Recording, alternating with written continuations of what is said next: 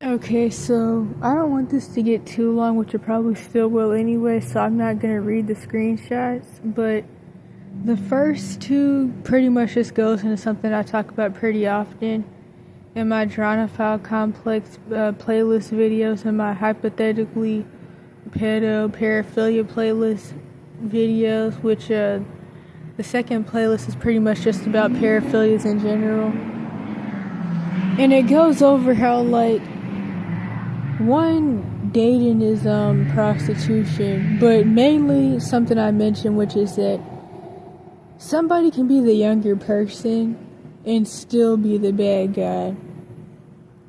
Which makes me think about if I should just go ahead and finally make the video that I've been saying I was going to make since, what was that, the abuse evidence channels about the boy who told me he was 16, but apparently his 8-year-old friend told me that he was 12 max.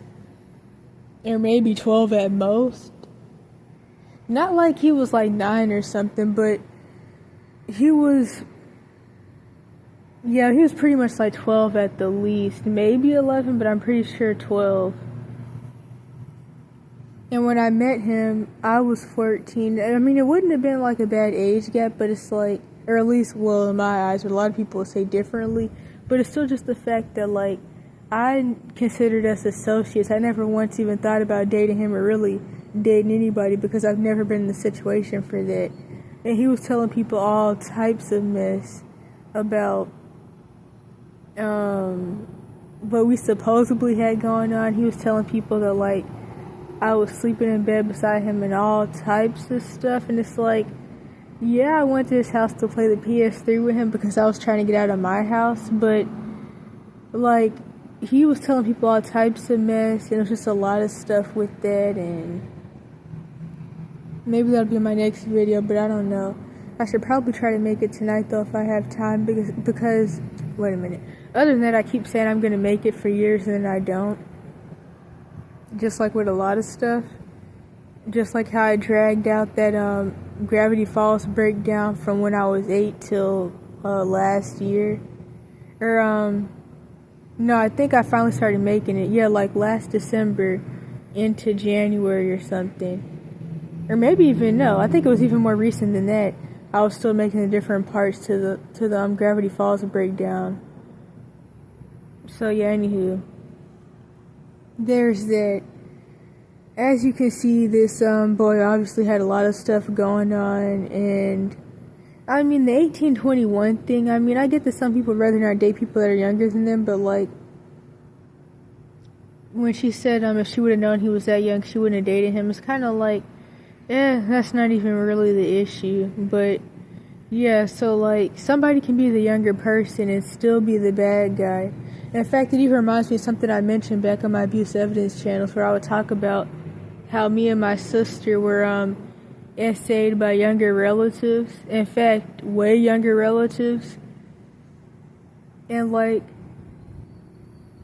essay is gonna always be bad and you're always gonna get blamed either way, but it's like, I feel like to a certain extent it can be even more risky in certain ways if you're essayed by somebody that's younger, because then they can just say, oh, well, it was your fault because you're older than me, and they could be bigger than you, or they could just have the I don't know what I was gonna say, but, like, especially with, like, my sister, like, I don't really remember exactly how old she was. I would say maybe, like, she was 12 max, but at the youngest 10. Our nephew was maybe 6 or 7, and, like, she woke up and she was crying and everything because she woke up and he was in bed beside her naked, and it's, of course, generational SA stuff and generational issues, but it's like, and nope, well, my mom didn't care, but my mom's boyfriend, he somewhat cared, and I even noticed that before with him, like, when it came to me and the sexual assault and stuff from, like, my younger brother, my mom always, like, okayed it, but her boyfriend was like, and he definitely would play the hero in some situations, which, I mean, it did actually fix some things, not gonna lie. Because, of course, as I always say, when sibling essay and incest in general is going on, it's always okay, taught, and ignored on purpose by the parents, which just leads the perpetrator sibling to getting worse and worse, and eventually they'll probably end up doing stuff to other people out in the world, which often Jezebelic women will raise their sons to become predators, and even their daughters as well, but especially their sons, they'll raise them to become predators and perpetrators anyways, for a lot of different reasons. Because for one, like, they're gonna see women how their mom was to them and stuff like that, and vice versa. Same thing with the girls and their moms, or even the girls and their dads, and even the son and his dad, all that stuff. But anyways, so yeah, like, getting assaulted by a younger person can definitely cause like a lot of issues. And like I said in the last video where I talked about why Turning Red is my favorite movie, like, okay, wait a minute, what was I saying? Oh yeah, I think that was the same video where I talked about this.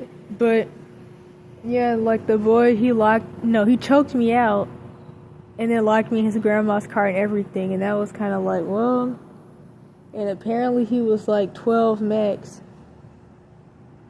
But he had another friend that was my age as well, and he told me that the boy did the same thing to him. He choked him one day. But I'm not gonna lie though, I knew since like I first met him that he had like a really bad situation going on. He lived with like some grandparents or something like that were never home because they were always at work. His house was huge too, at least on the outside anyways, because that's the American, well, I was gonna say the American East Coast, but then I remember that like the big houses on the East Coast are actually big on the inside compared to like the big houses in Cali, where like they look big on the outside, but then you go inside and it's like 3 rooms in there and it's like, what in the world? But anywho, because I'm about to go on a rant. Anyhow, he told me that Annalie Chop was his uncle, and that he was on the phone with him. He had a screenshot that was definitely fake. It came from some app. He had some 10-year-old friend that was always trying to like get with me, that he met on some site. I was about to say dating app, but it was something like, it wasn't Monkey. I don't know what it was. He met him on some game, and he would like put me in group chats, and it caused a lot of issues in my previous situation because I'm starting to have flashbacks about side things that were going on. Because like I met him when I first moved in with my older enabler sister to GA, but I only stayed there for like 4 months max because my dad started playing Hero, because I'm starting to have flashbacks now. But my mom and her boyfriend were like doing a lot of stuff. There was a whole situation where my mom had beat me up for going to sleep, because I went through a lot of sleep deprivation abuse since 8. Although it started with my dad and grandma way before I ever moved with my mom. But anyhow. So there was that, and then I was like, yes, I'm just going to go back to NC.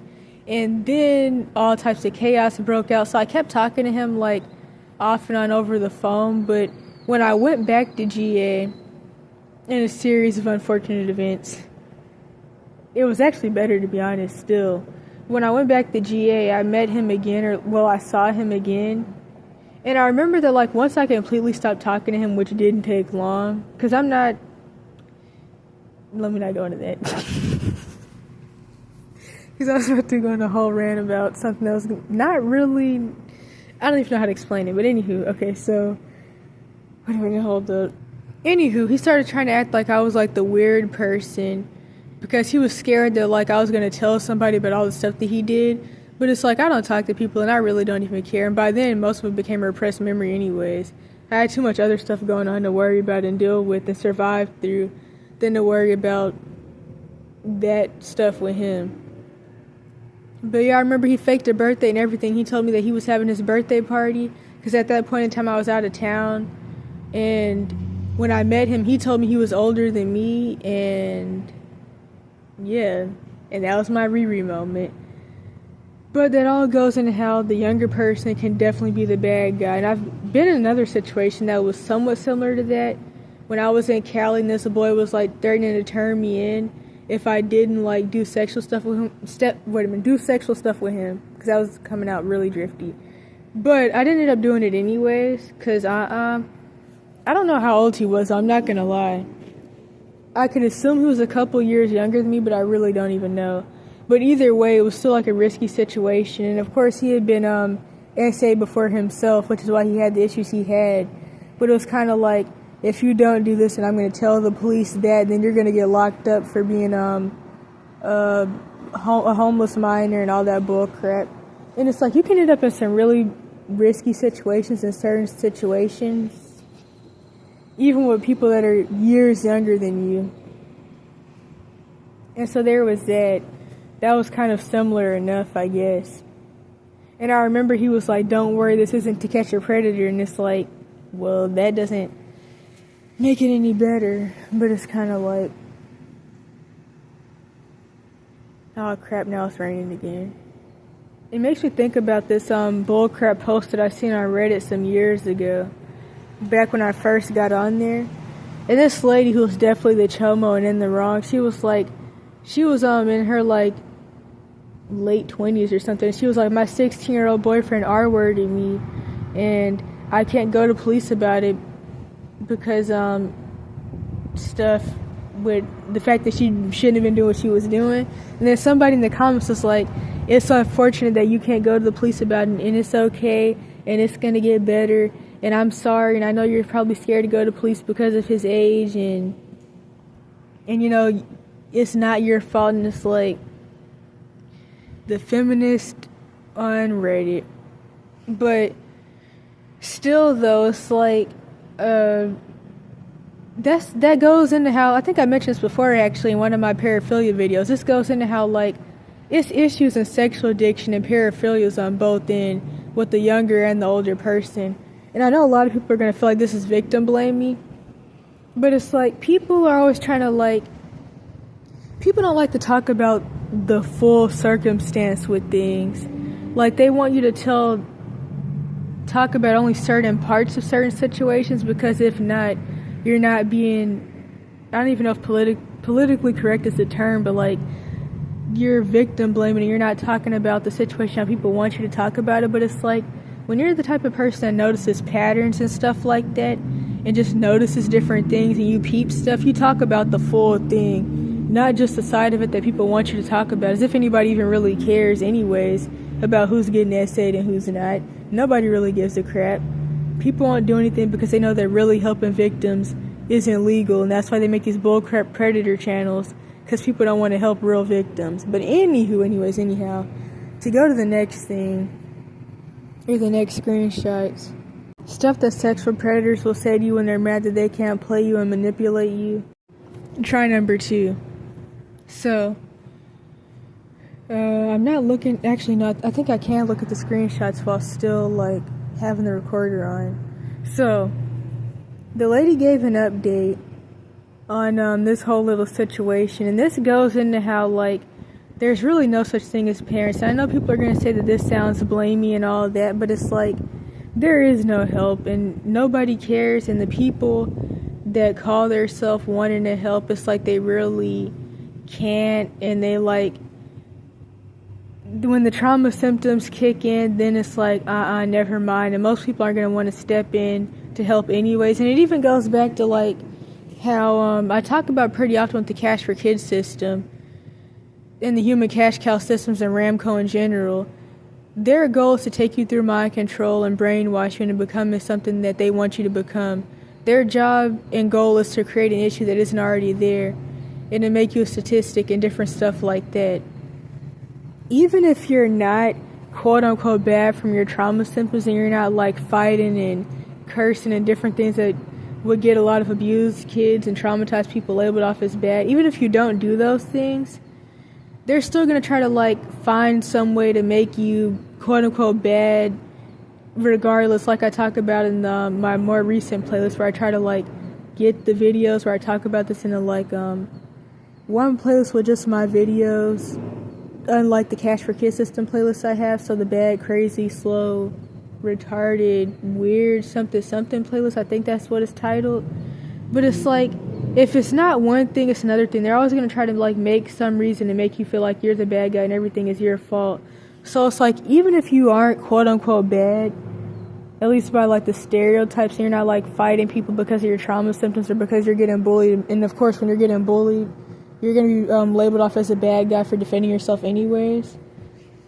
Because a lot of people think that quote-unquote violence or really self-defense is bad. But anyhow. So, even if you don't do that, people still are going to say things like, well, I wouldn't want to get involved with that situation because that's none of my business. I don't care. They're getting paid to help abuse you. They're abusing you themselves and or still getting paid to help abuse you. They're a fly monkey or enabler. They're minding their business. If I didn't already say that, which I'm pretty sure I did. People just don't want to get involved. And there's the people with cognitive dissonance that pretend that the things that go on in the world that most people go through aren't really happening because maybe they're the lucky 1% who had a safe family system, or they just want to lie to themselves to go to sleep at night. All of that. Those people are going to say things like, for example, with a street kid, I wouldn't want to bring a homeless kid into my house because, like, they probably did something to get kicked out. They're a runaway, and they just want to, like, I don't know, they're bad. They're probably mentally disturbed and have been getting R-worded their whole life or on the streets. They may R-word me and my kids, and what else do people say? Like, people say things like that, but it's like, even if you... I don't even know how to explain it. I don't think I'm explaining it how I really want to, but, like, for example, people, if somebody, okay, wait a minute. If you're a street kid, people see that, like, you don't seem bad, then they'll be like, okay, so maybe you're mentally ill. And then if you don't seem like maybe quote-unquote crazy in, like, their standards, they'll assume that maybe you have, like, some other type of mental disability. And they'll assume, okay, so maybe you got kicked out because you're quote-unquote retarded or something. And I wouldn't want to bring you into my house because maybe you're retarded, if not anything else, because you don't seem bad, but it must be something with you. And stuff like that. And it's like, pretty much people... Is this even still recording? People make up reasons to not help people, and that's why the only people that are left to quote-unquote help is bullcrap government organizations that take advantage of you and make money off of you, and of course don't do anything to help you. Sexual predators, of course, because they do the most out of anybody, really, to help anyone. There's definitely a manipulative side, typically with most of them, because most of them, like, have these, like, Jezebelic, manipulative type ways with them, because it's just, like, it's really hard to, like, have sexual issues and not be, like, wired differently or have PDs or something. And I can even speak for myself. And then it's, like, what was I going to say with that? I don't know, but it's like they typically are like manipulative, but sexual predators and chomos and stuff still typically would do the most to quote unquote help somebody than anybody else will. That's why they're the people that people always have to run to for, like, a place to stay and all types of stuff like that. And then Let Me Help You Lunatics, which, as I talk about all the time, they really don't do anything to help. They wouldn't even get you a sandwich if you needed it, but they like to pretend that they want to help so bad. And that's what's left. And then it's like, for the people that do quote unquote step in and help, they're often like, let me help you lunatic-y, or they're like pity type people, which pity type people can be let me help you lunatics. And like I say in a video that I made like a few months ago, and I've said plenty of times before, pity is manipulation. You do not want people around who pity you. People who pity you, they're just not safe people. They're very manipulative. It's manipulation on both ends, and they don't give a crap about you.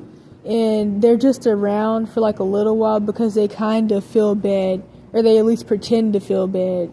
And just like I say in one of my Let Me Help You Lunatic videos, one of my recent ones, the thumbnail is a screenshot of the movie Little, or a description about the movie Little. This is coming out real drifty. And it's like, what was I going to say? Oh, yeah, like, people say that they want to help, but, like, they're really not in the predicament to be helping somebody, like, financially, mentally. They're not safe themselves. They really don't know anything about trauma, the spiritual or physical side. Like, people that don't even know anything about the physical side of trauma are not safe people, which is why most people are half safe or less than half safe. Because, like, they repeat trauma symptoms unknowingly because in their mind they're not traumatized, nothing bad happened. Trauma doesn't exist. It's just something for people that want to be a victim and want people to feel bad for them or people who are babies and stuff like that. It's like, this is why you're really better off being a street kid and just saving yourself, because nobody's going to save you. And it's like, if somebody does, any slightest thing you do is going to be an issue. Or maybe you do have trauma symptoms that are like really serious, and then they're like, well, screw you, and then you get thrown into the CPS system all over again, or for the first time, and now you're homeless and being trafficked. And it's like, adoption is not real. It goes into that as well. And I'm really screwing this up like a lot, but I think I'm too excited, and that's one of the things with it. But it's like, yeah. Then there's all the people that were saying don't do it. And it's like, people don't even want their own kids. People don't even like themselves. They hate God, they hate themselves, and they hate other people. At least subconsciously.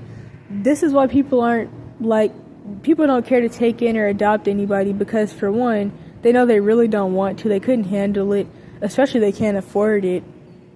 And it's like, they just know that they wouldn't want to put in the effort for it, and they really don't want to deal with somebody's issues. That's why people often try to adopt babies, because they feel like, or they assume that a baby is less traumatized than like anybody who's older than maybe 5, sometimes older than like 3. They're like, nah, I don't want to adopt this kid because they're probably traumatized and stuff, and I don't want to have to deal with their trauma symptoms and stuff like that. And so people rather adopt babies, if anything, due to that reason, because people really don't want kids or whatever. They want robot doll puppets. That's why most people have kids. Just like that screenshot that I used in a couple of videos, and I think even one of my playlists, like opening pictures, it's a comment where this lady was like, most women have kids to use them. And it's true, to be honest. And so, anyhow. So, yes, like, when you're, like, somebody that's seen as, like, a traumatized person or, like, a vulnerable person, you're seen as, like, the bad guy, the crazy bad, mentally ill bad guy that's going to drag other people down with you and wants pity and wants people to help you and feel bad for you. Even if you really just want people to leave you alone, you're seen that way. Which can definitely cause a lot of issues when you're visibly in a bad situation. The Chomo Nate dude right here, which I talk about this whole situation in my, the first couple of videos in the Downfall of Many Starts Young playlist. This is like, talked about in my first couple of videos, the whole Nate situation. I just so happened to catch this in one of the videos, which I'm not even going to go back into that whole situation, but it's like, in the end, the sexual predator is going to be the hero, unless you aren't desperate enough for that. Then you just end up splitting into schizophrenia because nobody gives a crap, typically. Or you get lucky. Oops, wait a minute, hold up. And then, this is it's not even a tent, to be honest, but this screenshot is because I wanted to talk about a little how, like, you want to have a spot to stash your stuff. You can't, like, walk into buildings and stuff or stores with a whole bunch of bull crap and bags and stuff. Finding a place to stash your stuff can be hard, especially if you're in a place with a high homeless population, but I'm not. So, like, it's kind of, I mean, it's not easier because, like, stuff can still get wet, which most of my stuff, well, not most of it, a lot of it did get wet earlier, which is another video. But, like, if you're in a place with, like, less homeless people, there's less, like, people in the woods and stuff like that, and it's, like, easier to stash stuff. But still, somebody notices that you're stashing stuff, and it's, like, by a shopping center or whatever, and they call the cops, like, your vital records and everything can get thrown away, and people, like, they'll screw your stuff up to be funny because you're a quote-unquote bum and stuff like that. People do stuff to you just to, like, be funny and, like, mess with you, to be honest. Which could be its own video. But yeah, you want a place to stash your stuff. So, like, you can just do things throughout the day without trying to, like, carry a bunch of stuff and, like, I don't know, screw up your arms and back. Unless you're like me and you already have, like, back issues and stuff. So, there's that. And then, the Solana screenshot is just about ageism pretty much. There's really nothing else I could say about that. Oh yeah, the description. So, this is a description to my video about how I was destined to escape my previous situation and go to Cali.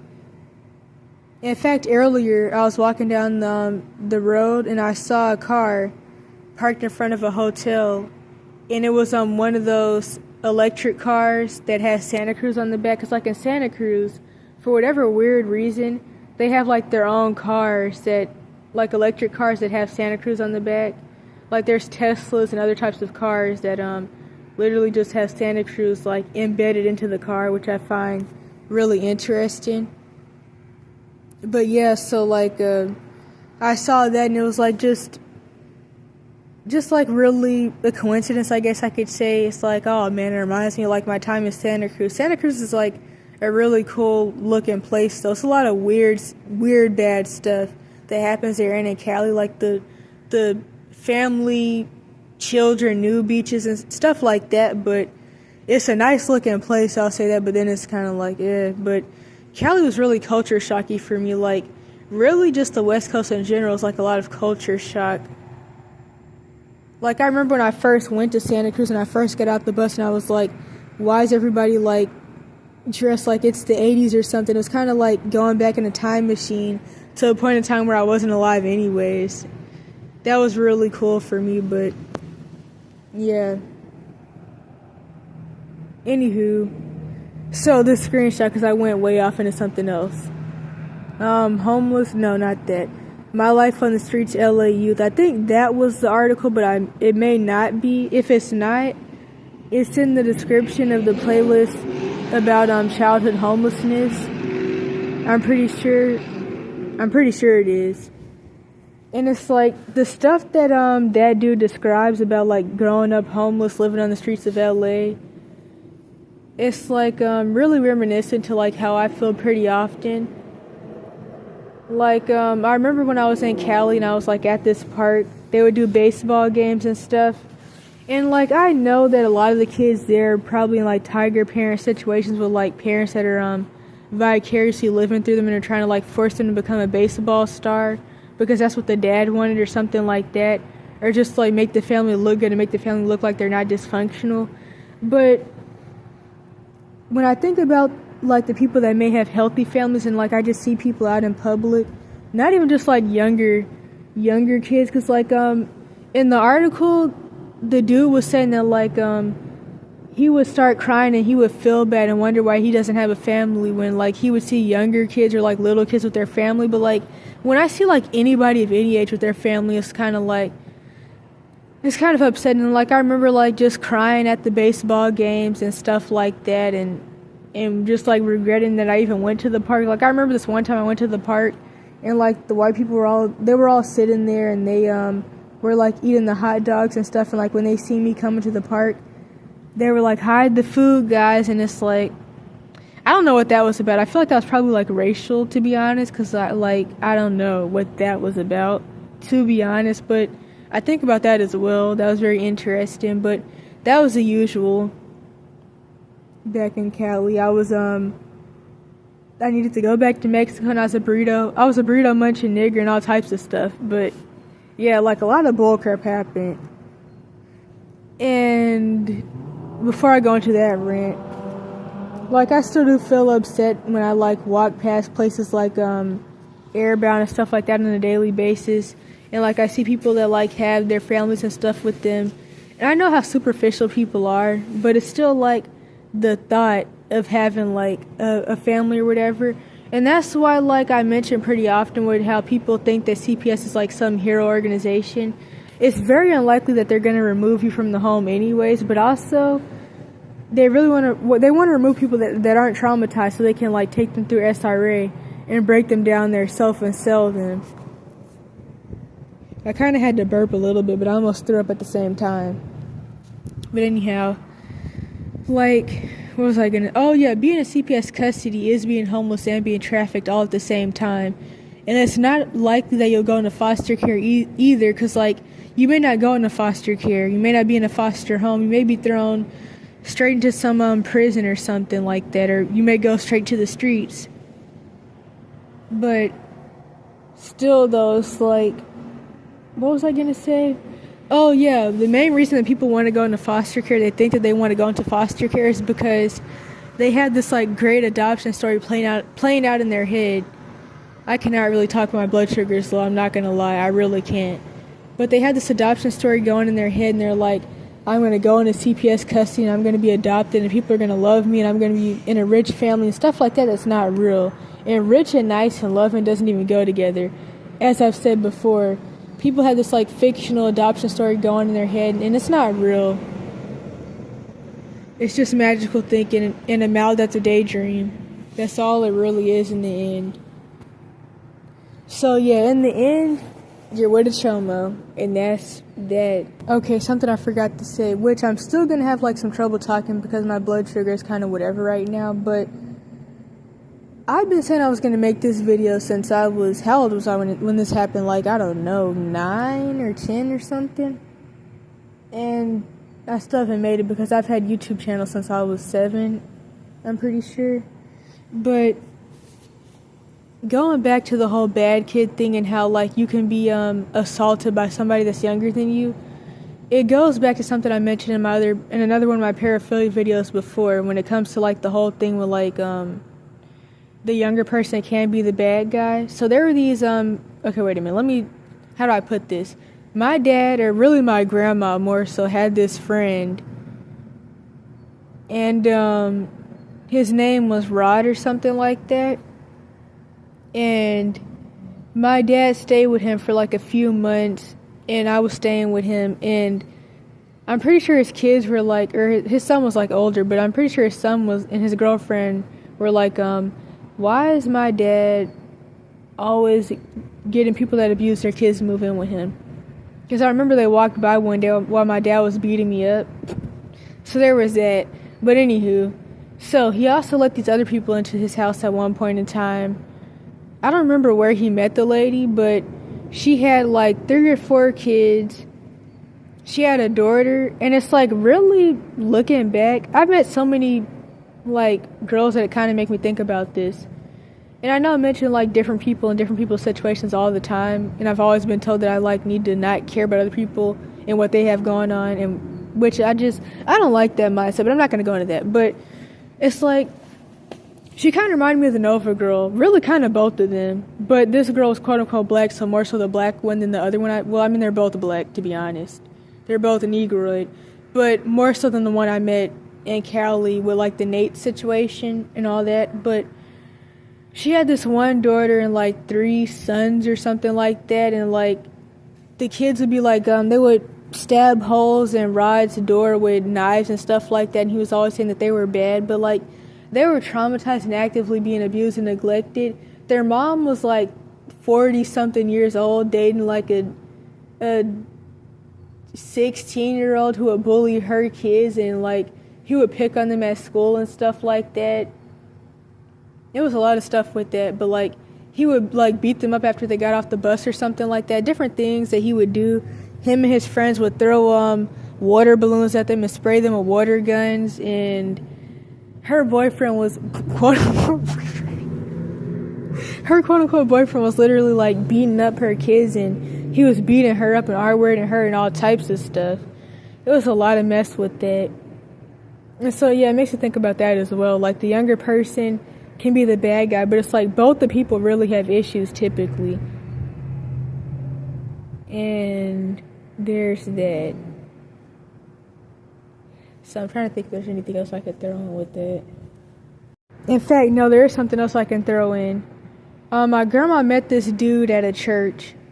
The dude was at one point like a church leader, but like he definitely was like really depressed. Honestly, a lot of people are depressed, which I mean, I'm not trying to like, anywho, but like a lot of people are depressed, especially when it comes to like quote unquote black dudes and stuff, and people 40 plus, and they pretend that they're not, and they pretend that like they don't. It's a lot of stuff with that, especially with like the feminine thug persona and like the programming that they're under, and the MK Ultra that they're under with that from their own trauma, and like how they try to like embody these rappers, and these rappers have their own fake persona that was installed into them from MK Ultra.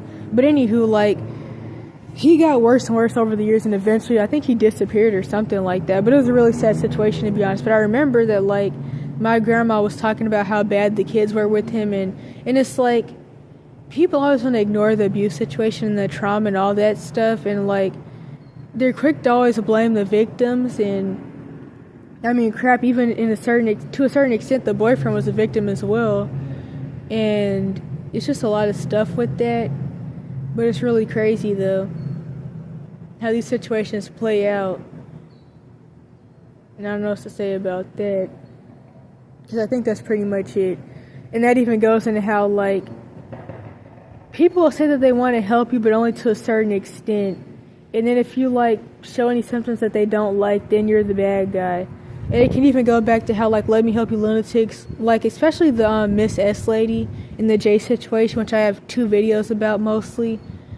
And how, like, when you won't let these people drag you into their cult and, like, abuse you and torture you and essay you and steal your money and manipulate you, these are the types of people that would be like, yeah, I tried to help a homeless person once, or I tried to help an abused kid once, but then they didn't really want help, and you can take a horse to the water, but you can't make it drink, and stuff like that people say, as I mentioned before, all the time. That's my favorite example. People aren't safe. I don't know what to say about it. People aren't safe. And they will try to make you like their puzzle piece video game that they have to solve and fix and complete and conquer. And they'll try to act like they're some type of hero, or they tried to be a hero, but you were the bad guy because you weren't what they expected you to be. You didn't live up to their standard, and they realized that they really couldn't do it, and they really never wanted to do it in the first place. They just wanted to look good and make themselves feel better. Or maybe they originally did want to help, and then they like changed their mind or whatever. It kind of reminds me of like the parables from, I don't even remember what book, of like the wheat and the, not the wheat and the tares, the wheat, the seeds and the sower, I think. Well, like how the birds eating the seeds and stuff like that. I can't remember word by word, but like how people, they originally hear the word and then they're like, yeah, I want to do this, but then like once all the persecution comes and they start getting like threatened for like believing in Yahweh and Jesus, and then they want to like follow the way and all that, but then once the persecution hits, they're like, yeah, never mind. It's kind of like, I don't know, it makes me think about that for some reason. And then it's like things like this, if you don't already have BPD and stuff like that, this will give you BPD or worse than BPD. That's why it's kind of like you might as well just stay alone and accept being alone, because adoption isn't real. A lot of stuff isn't real. Everything is kind of like an illusion until it's not.